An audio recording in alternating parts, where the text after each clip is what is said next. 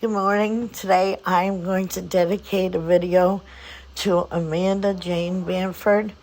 She was born August 30th, 1983. She was the daughter of Thomas and Nancy Bamford. She had a sister, Melissa. She grew up in Greenfield. Her grandparents were Jean and George Chase from Bernston. Her paternal grandparents were Teresa and Walter Bamford. Walter had passed on, and she remarried Walter Root, who Amanda knew as her grandfather. She had an Uncle Tim, an Aunt Sue, and an Uncle Andy, all from this area. She had, on her mother's side, she had me, Aunt Sue. She had several friends and was known all around town for the girl that was always in her wheelchair with flaming red hair going down the road about 30 miles an hour in her power chair, getting to and from places. Now, she had a hard beginning.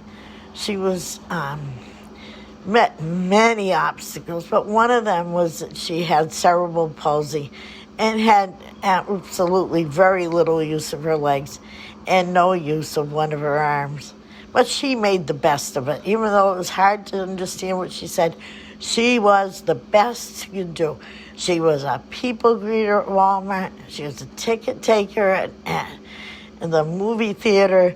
She had a little baking store that she made. She knit. She crocheted. She did everything.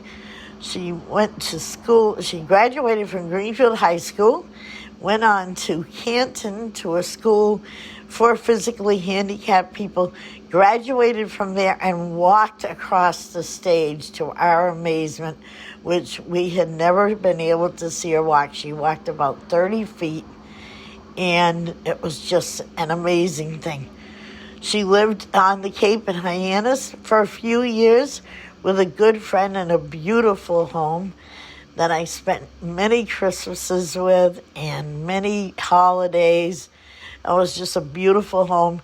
And then she moved to be a little bit closer to her family to Foxborough, which is still too far away from me, but she moved there to a beautiful home where we had a wonderful couple of July 4th picnics and Thanksgivings and wonderful times there with her roommate. And then they no longer took housing, and she moved to Canton again, where she was in a place where people mostly were handicapped, such as her, that had gone to the hospital school.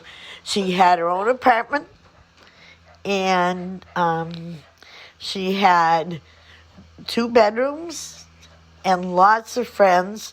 And she, unfortunately, almost 5 years ago, was she found out she had cancer. It had started in a mole in her leg, and it had spread. Now, she went and had an operation where they removed what they thought was all of the cancer by actually cutting her nearly from shoulder to her hip.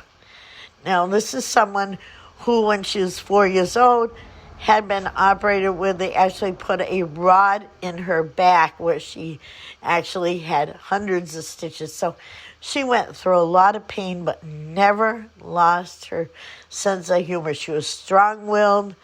She loved everybody around her, and everybody loved her.